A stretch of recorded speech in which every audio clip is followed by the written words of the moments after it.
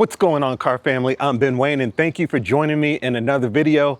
Today, we're here to take a look at something that is totally different from anything I've ever reviewed on this channel. Polaris reached out to me. They said, hey, we have a 2025 Slingshot. Do you want to review it? You guys can have it for like 2 to 3 weeks. So I've been enjoying this thing. I've taken it out to the mountains just to see what all the hype is about. And this thing is an attention getter for sure. So this is the 2025 Polaris Slingshot R, and it's going to get you attention no matter where you go. So if you don't like attention, don't get one of these things. So right off the bat, I'm going to tell you the price point for this. This is at $34,999, so pretty much $35,000. This is the manual transmission version. If you want the automatic, it's going to be about $37,149. So this thing, again, looks completely out of this world. It looks really aggressive, almost as if Lamborghini designed it. And for 2025, there's been a complete refresh of the front fascia. Looks a bit more aggressive. We have a massive headlamp there, and then daytime running lamps all over the front. It just looks truly incredible and gives you a lot of visibility when taking this thing up to the mountains. So a lot of people are going to be able to see you. So visibility helps with safety, and it's going to give you that with all those lights up front. Now this color is called Royal Red Crystal. So I love the two-tone paint job it has going on. And it just really jumps out at you. Now there's a latch here to open up the hood.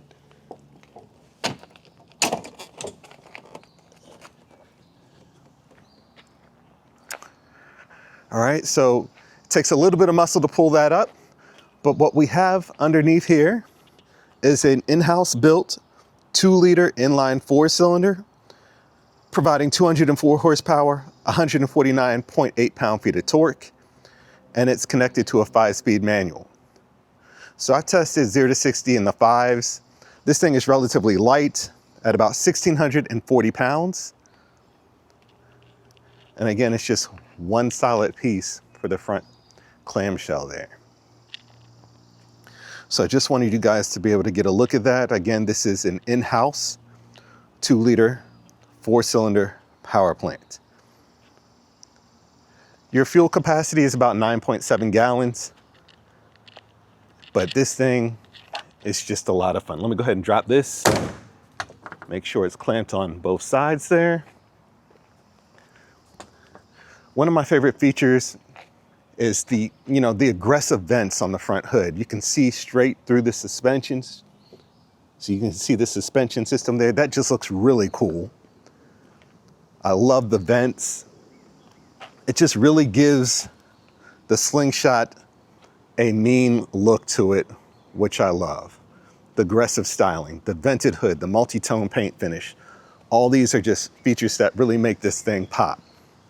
Now, if this was in black, it would be Batmobile status, but we kind of have like a loud color for this one. That's okay. It's going to get attention no matter what color this thing comes in. So up front, we have 18-inch wheels. You see the Brembo brake calipers there. Now, the brakes aren't as grabby as I would like them to be. I thought that the brakes would clamp down a little bit more. They're more than adequate, but they're not super grabby like some of the other, aggressive sports cars I've driven. Now let's talk about the rear tire. This is a massive 305 millimeter wide tire, 20-inch wheel in the back with the red calipers. The honeycomb design machine wheels are exclusive to the Slingshot R model. So to give you an idea of the size, we're looking at 105 inches for your wheelbase. You have about 5.4 inches of ground clearance here. Of course, we have forged roll hoops. This is your fuel filler cap, of course. Slingshot R branding. Coming towards the back, we do have like a vertically stacked third brake lamp. And then you have your brake lamps on either side and turning signal indicators, all LED, of course. Belt-driven rear wheel. I love how the suspension just happens to coordinate with everything. I just love how you can see the guts, how everything is just exposed in this vehicle. It looks like an engineering work of art. That's what captivates me. I like, machinery where you can see how it functions within the design. It's just something about that, that excites me. So these have been out for a while. I never really understood the hype, but once you drive it, the fun factor is completely off the charts. It's almost like driving a go-kart. So it's classified as an autocycle. It's not a motorcycle. This is an autocycle, but it definitely feels like a go-kart when you drive it, and it is loads of fun. Now, Georgia mandates that you do wear a helmet with these. A full face helmet is provided, and the full face helmets have been provided by Polaris, and they can be stored right back here. So I have a little towel here that I keep to wipe off the morning dew, because this interior is totally weather resistant. I've left it outside in the 2.5 weeks that I've had it so far, and when I want to drive it in the morning, I just wipe it down. We've had a lot of rain. There hasn't been any issues whatsoever. The seats are relatively comfortable. Now, there is an option to have ventilated and heated seats. If you can get the ventilated seats, I definitely would recommend that, especially if you're in a warmer climate like Georgia. There's the manual transmission, a non-slip surface for your cell phone, and then we have a touchscreen display system, which can be connected to your phone via Bluetooth. So it's a 7-inch display. You have Bluetooth, GPS, Apple CarPlay. We have new 8-inch speakers on either side. That's new for 2025 as well. Of course, you have the steering wheel with your controls incorporated on the steering wheel. The red button takes you into Slingshot mode. And then you have the dash, which is digital as well. So let me go to the other side.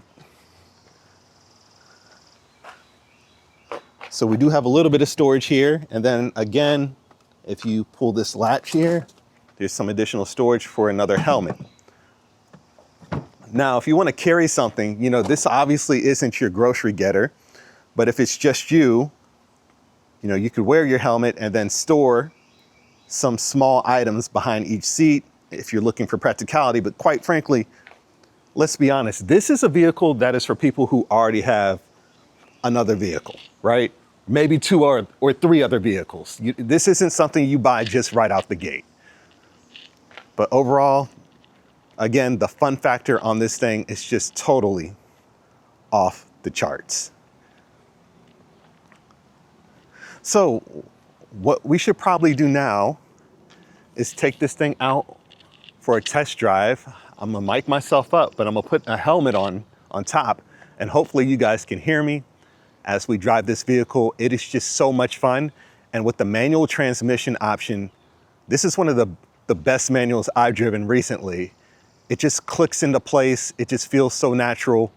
The throw isn't too long, and it's just loads of fun. I don't know why anyone would get this in an automatic. Truly, the manual is truly the way to go on this one. So let's go ahead and get behind the wheel and see what this thing's about. All right, guys, we're in the Slingshot. This thing is incredibly fun to drive. Hopefully you guys can hear me. Audio quality will not be top tier because we're in an open air vehicle, obviously. That's just what it is. But overall, this thing, it feels like a go-kart. It is super fun to drive. You just have to be careful. So it's one of those vehicles where you have to respect it because you only had 3 wheels, not 4. You don't need a motorcyclist license to drive this, but it is something that you do want to have respect for.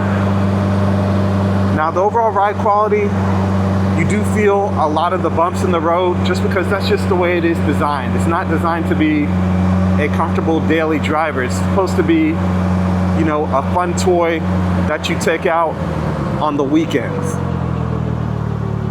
I have driven it to work a couple times, but, just to test it out for the practicality, but it's a fun thing to drive as well.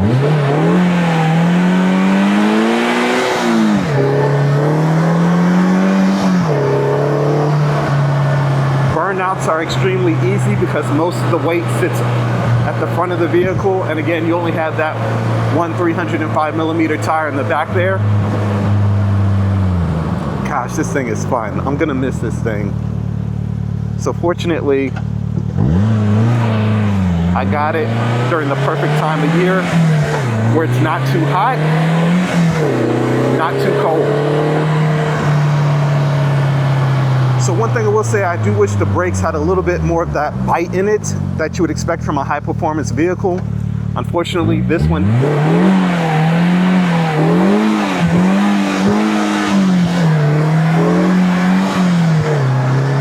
does not have that bite, but it's adequate. You just have to anticipate it and know that it's not going to stop on a dime. Suspension is nice in the turns. Man, this thing is fun. So it is offered in an automatic. I've heard the automatic trim is a little bit clunky. That's just what I've heard. Let me make sure my camera's still back there. But the manual just gives you so much control and so much more engagement in this vehicle. And it just takes that fun factor to another level. Especially on twisty roads, switchbacks.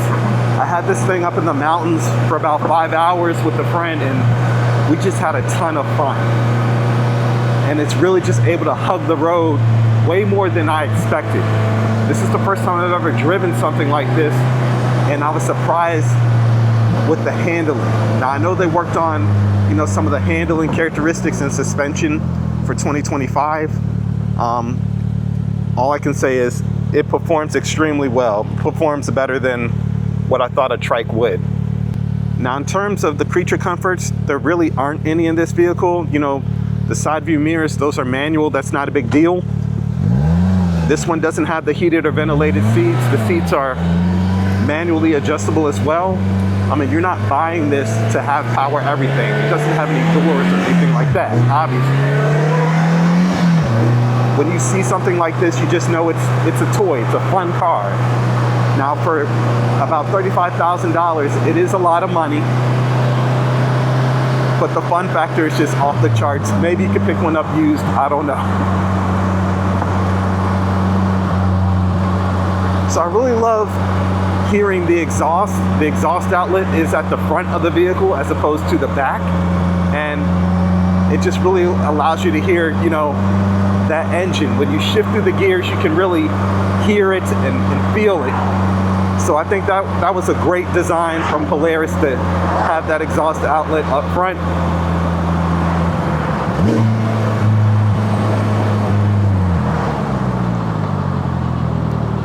So I will say, in the time that I've had this, it's rained a lot here in Georgia, and driving something like this makes you a lot more weather conscious, right? You're looking at the weather to see if it's going to rain or if the roads are dry. I actually had a bald tire on this when they first dropped it off, and they were gracious enough to switch it out with a new tire, but you're really more conscious about stuff like that when you only have one tire delivering the power, right?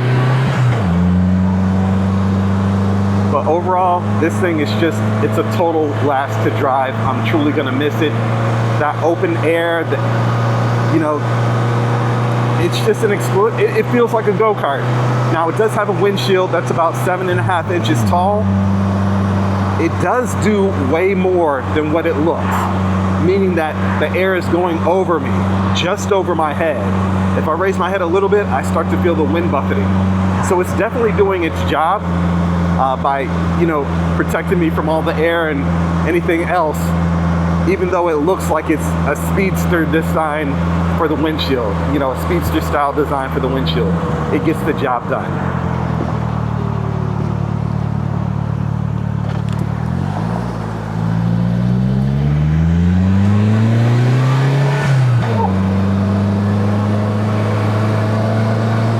So definitely let me know what you guys think about this one in the comment section.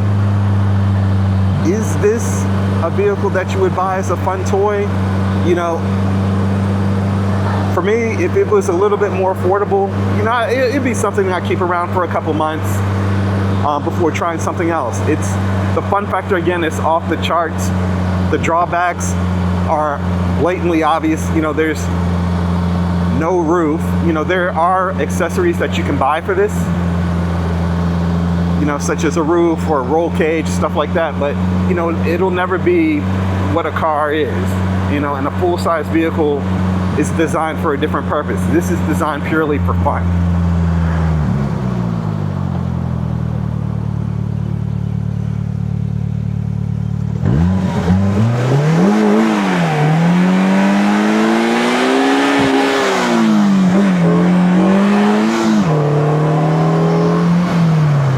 So let me know what you guys think about this one in the comment section.